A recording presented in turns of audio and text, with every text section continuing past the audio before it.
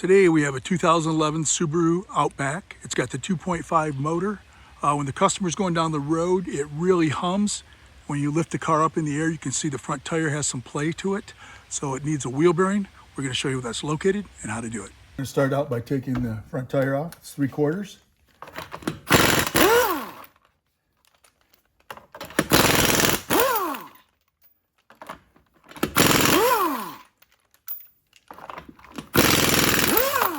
Remove the hubcap like that. And it depends what state you're in. I always like to put this back on because you might need a persuader to get the tire off. Just like that. All right, we broke her loose. Sometimes you have to persuade it. I like to have this on there just so it doesn't come off and hit me. So I'll pull this off. So your wheel bearing, of course, is behind here. So we're gonna have to take off the rotor, your caliper. And you could do it where you undid your lower ball joint and did your upper strut here. But if you do it that way, then you're gonna have to get alignment, or it's a good idea to get alignment.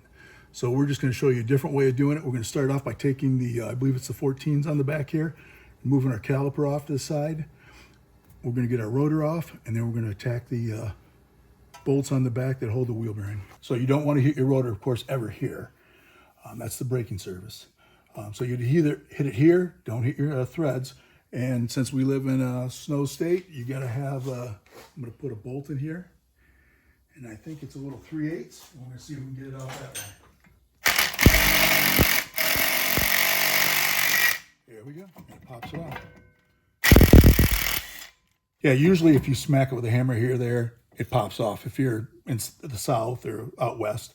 But a lot of times you gotta use something like that. I think it's a 3/8. Put those in there and it helps pop it off. So you have two holding your caliper. You gotta break those loose.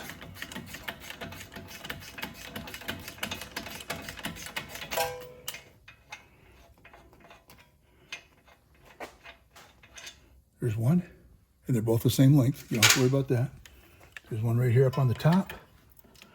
And you could take your caliper all apart in that, but this way you can just slide it back on once you put your rotor back on. This one's a little hard to get in there. Broke it loose. And it depends what tools you have. If you don't have the proper tool, you might have to use like an opening wrench or something. But we gotta put a few tools laying around here.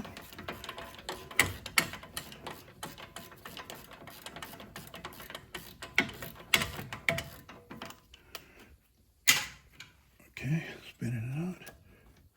And what we're gonna do, you don't wanna put any pressure on that hose, so we're gonna just,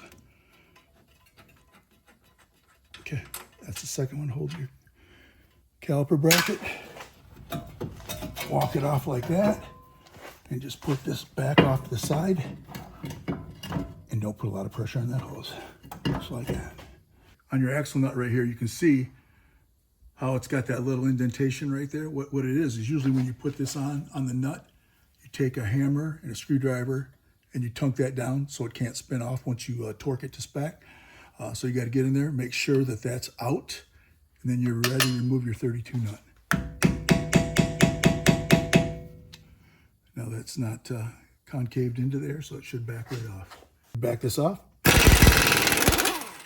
It depends where you get the wheel bearing. Sometimes they give you a new one, but I don't think they did in this case, so we're just gonna have to reuse the old ones. Now you wanna make sure that this axle pushes back, because it's hard to get at some of these bolts doing it this way. If you undid these, did the butt, you'd be able to get right at the bolts in the back. But this is also gonna save us $100, $150. So make sure that pushes back like that. And now we're ready to get the bolts on the back. There's 4 of them. This is your bearing. So it sits just like that. So you got 4 of them. 1, 2, there. It's hard to see underneath it. So we're gonna break all these loose, reinstall the bearing, and then start assembling. Depends on what you have. You gotta make sure that you can move that back like that, because you're gonna need to get at it. You might have to have a shorter socket or a longer socket. We have all of them. But I'm gonna start out with this one. Push that back like that, and I'm on it. And that bottom one's broke loose. I'm gonna take that out and do the same thing for the other 3. Once you're able to get all 4 of them out like that, You're going to use different tools, whatever you have. This I ended up using this small one just because it was easier to get at. But all four of them the same size. Make sure you push it back so you can get your socket in there. And now we are ready. Oh, you're going to also want to mark it, not on this one specifically, but some vehicles, it's hard to tell which way it goes. This one's obvious, but out of habit, I just mark it right there. I know that's going to be at the top when I put it together on that plate. So we're going to smack it here and see if it comes off easy. Depends where you live. Sometimes down south, out west, these come off really easy. You start by tunking on these. You might have to put an air chisel out here to get it broke loose, but we're going to see here. We'll just start nice and easy hitting it. Let's see if it separates. You want to look for it separating right there. Put some penetrating lube on there, and then I'm going to get the air chisel and hit behind there. You don't want to tear up this. Actually, I think it might have came loose a little. A couple more hits there. I was going to get the air chisel, but you can see it's got a little gap in there I didn't see. This air chisel, put it right back in here, try to break it loose.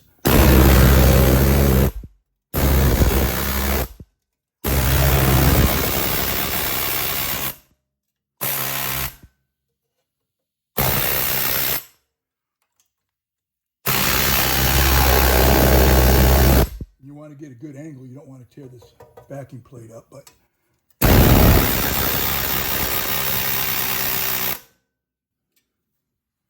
you go to the other side and do the same thing.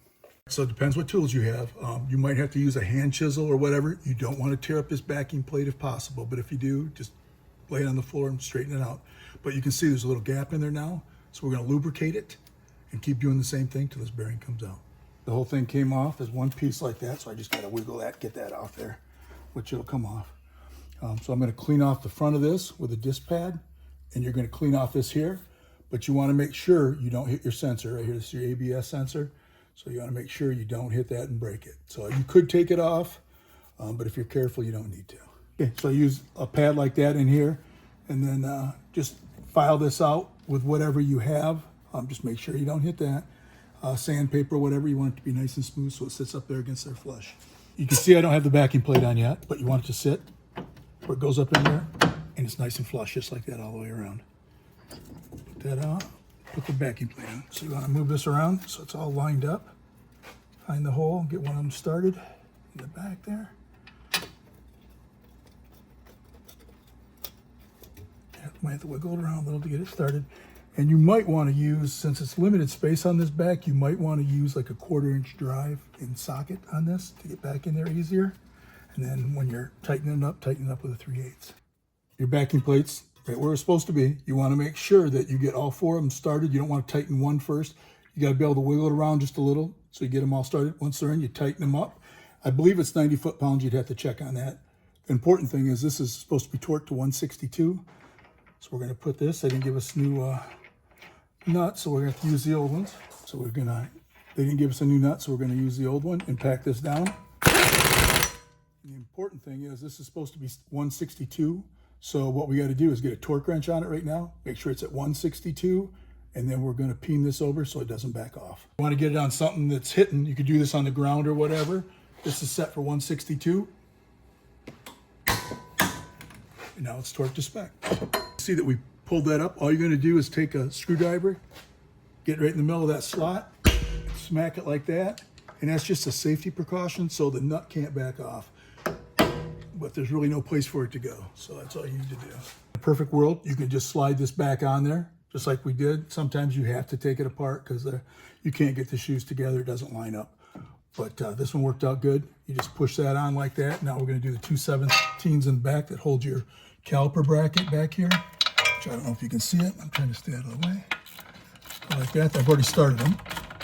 So we put the wheel and tire back on, tightened it up. When you get down, we'll torque it to spec. That's all it takes to do a front wheel bearing on a 2011 Subaru Outback with a 2.5 motor.